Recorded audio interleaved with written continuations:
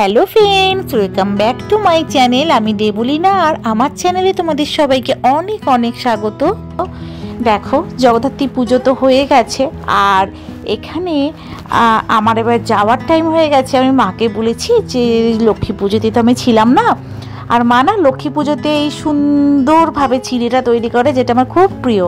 তাই মাকে বলেছি বৃহস্পতিবার দেখে তুমি একটু লক্ষ্মী মাকে এরকম চিড়ে প্রসাদ দিও, যেটা আমিও খাবো, আর আমার লক্ষ্মী পুজোতে যে আসেনি সেই যে চিড়ে তোমার হাতের খেতে পারিনি, সেইটাও যেন মনের স্বাদটা মিটে যায়।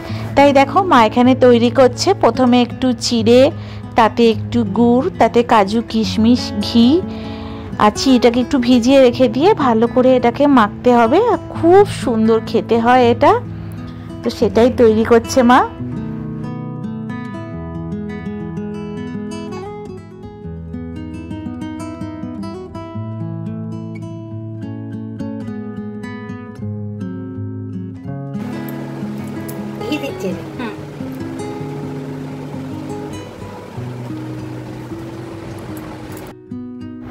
আর তার সঙ্গে যেমন রোজকারের প্রসাদে ফল মিষ্টি থাকে, সেটা তো আছেই।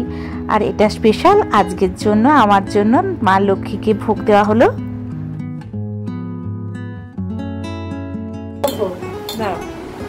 এটা মা লক্ষ্মীর খুব প্রিয় ভোগ।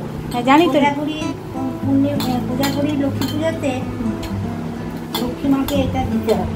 ফল টল তুমি দাও, মিষ্টি দাও, এটা তোমাকে দিয়ে একটু সন্তুষ্ট হয়। আর তোমার হাতের এটা তো খেতে দারুণ লাগে, কিন্তু আমি থাকবো না, তাই খেয়ে নেব। আর এই চিড়েটা না ভিজিয়ে রাখার প্রয়োজন হয় না, ধোয়ার পরে এই ঘি আর গুড়ের সঙ্গে মাখিয়ে রাখলেই এর রসেই খুব সুন্দরভাবে মাখানো হয়ে যায়। তো পুজো শেষে আবার চলে এসেছি মায়ের কাছে। মায়ের আরতি হয়ে যাওয়ার পরে যখন এই তাপটা নিই, তখন সেটা নিলে যেন মনে হয় সত্যি সব ঠিক থাকবে, ঠাকুরের দয়। ব্যাস, এইবার মায়ের পুজো হয়ে গেছে। এবার আমি যাচ্ছি নিচে, আর তোমাদের সঙ্গে আবার পরে গিয়ে দেখা হচ্ছে নিচে কি করছি না করছি। তো আজকে আছে রসমালাই, আর হচ্ছে পরোটা, আর তার সঙ্গে আছে আলুর চচ্চড়ি ঝাল ঝাল, দারুণ হয়। এটাই আজকে ব্রেকফাস্টে খাচ্ছি আমরা। তো আজকে করছি দেখো আলু দিয়ে কচু দিয়ে দম, আলু কচুর দম। তার জন্য কচু আর আলুটাকে সেদ্ধ করে রেখে দিয়েছিলাম, আর এখানে টমেটো পেঁয়াজকে কুচি কুচি করে মেশিনটাতে, যন্ত্রটাতে ওটাকে কেটে নিয়ে একটু পাঁচফোড়ন, একটা শুকনো লঙ্কা, তেজপাতা ফোড়ন দিয়ে পেঁয়াজ আর টমেটোটাকে দিয়ে একটু ভাজা ভাজা করে নিতে হবে। ভাজা ভাজা হয়ে গেলে দেখো যে শুকনো মশলাগুলোকে আমি একটু জল দিয়ে ভিজিয়ে রেখে দিই, যেটা জিরে গুঁড়ো, ধনে গুঁড়ো, হলুদ আর লঙ্কা গুঁড়ো। তারপরে এই মানে ভাজা পেঁয়াজের মধ্যে ওইটা দিয়ে খানিকক্ষণ কষিয়ে নিতে হবে কম আঁচে। যখন ধার থেকে একটু তেল তেল বেরানো শুরু হয়ে যাবে, তখন ওই সেদ্ধ করে রাখা কচু আর আলুটা দিয়ে দিতে হবে। আর খুব ঝোল ঝোলও হবে না, বেশ মাখা মাখা, খেতে দারুণ হয়। ভাত দিয়ে, রুটি দিয়ে খুব ভালো লাগে। তো মা এমনি কচু খায় না, কিন্তু আমি এরকমভাবে করি তো তখন মায়ের খুব ভালো লাগে, ওই জন্য আমি এটা তৈরি করছি।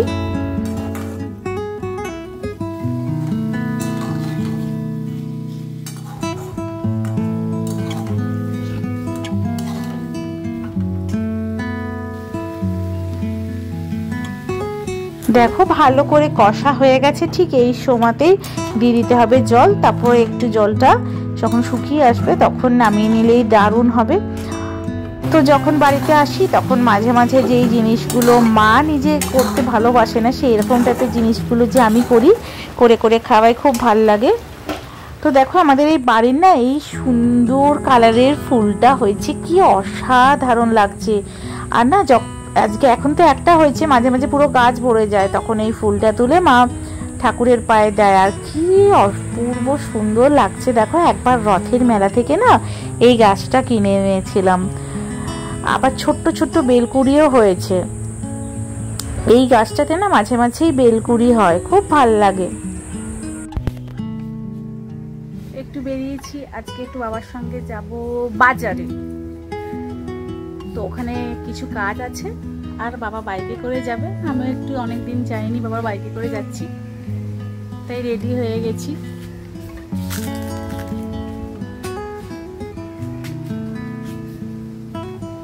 চলো। হ্যাঁ হ্যাঁ আমার তো হয়ে গেছে।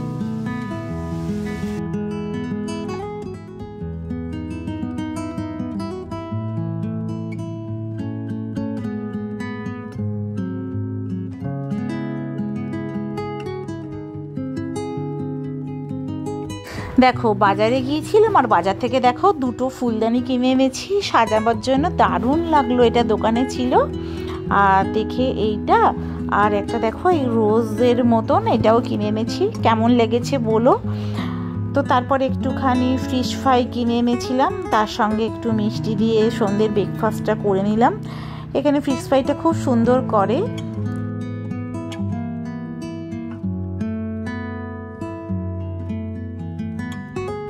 এই দেখো এইটা হচ্ছে যে আইসক্রিমের ভাঁড়গুলো হয় না সেটা, এটাতে কালার করে এরকম নকশা করছি। আর একটা কালো মতন করছি যেটা হচ্ছে অ্যান্টাসিডের বোতল।